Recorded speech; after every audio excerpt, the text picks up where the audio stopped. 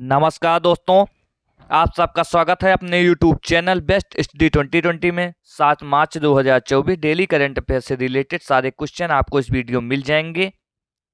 अब हम अपने प्रश्न की ओर बढ़ते हैं। हमारा प्रश्न है, हाल ही में कौन सी राज्य सरकार माई युवा योजना शुरू करेगी? तो उत्तर प्रदेश सरकार। मुख्यमंत्री कन्या सुमंगल योजना का अनुदान 15,000 से बढ़ाकर 25,000 रुपये किया जाएगा। उत्तर प्रदेश ने देश में पहली बार सेमीकंडक्टर नीति लागू की है। 67वें Akhil Bharatiya police duty meet Lucknow में आयोजित की गई है।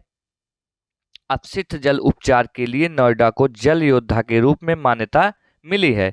दोस्तों, अब हम अगले प्रश्न की ओर बढ़ते हैं। हमारा अगला प्रश्न है, हाल ही में सरकार ने कितने वर्ष से अधिक उम्र के लोगों को डाक मतपत्र की अनुमति दी है? तो 85 वर्ष। हम अगले प्रश्न की ओर बढ़ते हैं। हमारा अगला प्रश्न होगा, हाल ही में आमिर सुबहानी को किस राज्य के विद्युत आयोग का अध्यक्ष नियुक्त किया गया है? तो बिहार के। और ब्रिजेश मेहरोत्रा को बिहार का नया मुख्य सचिव नियुक्त किया गया। और बिहार में 3 दिवसीय नागी पक्षी महोत्सव शुरू हुआ है। और नंद किशोर यादव को बिहार की विधानसभा का अध्यक्ष चुना गया। और देश का पहला तांबे के आवरण वाला टापू टावर पटना के गर्दनी बाग में बनाया गया। COP 28 में बिहार को नवीनीकरण प्रयासों के लिए अंतर्राष्ट्रीय सम्मान मिला। दोस्तों, अब हम अगले प्रश्न की ओर बढ़ते हैं। हमारा अगला प्रश्न होगा, हाल ही में किसे बॉब जोन्स पुरस्कार के लिए चुना गया है? तो टाइगर वुड्स को। और शशि थरूर को फ्रांस के सर्वोच्च नागरिक सम्मान Chevalier de la Legion d'Honneur से सम्मानित किया गया। 58वें ज्ञानपीठ पुरस्कार से गुलजार और रामभद्राचार्य को सम्मानित किया जाएगा। KPP नावियार पुरस्कार से S सोमनाथन को सम्मानित किया गया है। दोस्तों, अब हम अगले प्रश्न की ओर बढ़ते हैं। हमारा अगला प्रश्न होगा, हाल ही में तामस शुलियो किस देश के नए राष्ट्रपति बने हैं? तो हंगरी। नायब बुकले अल सल्वाडोर के फिर से राष्ट्रपति बने हैं। चाड के नए प्रधानमंत्री के रूप में सुक्सेस मसरा को चुना गया।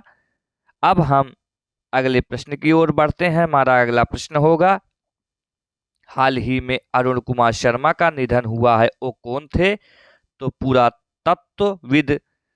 अब हम अगले प्रश्न की ओर बढ़ते हैं। हमारा अगला प्रश्न है, हाल ही में किस हाई कोर्ट के जस्टिस अभिजीत गांगुली ने इस्तीफा दिया है? तो कलकत्ता हाई कोर्ट।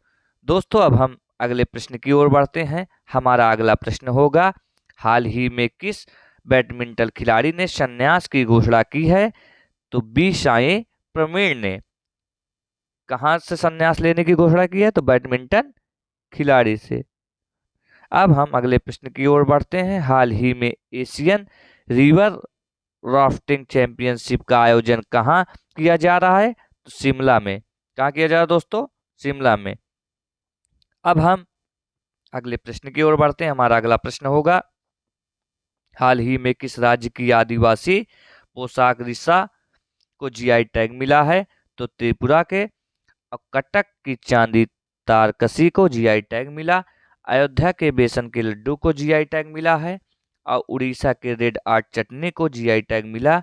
उड़ीसा के डोंगरिया कोध शाल को GI टैग मिला।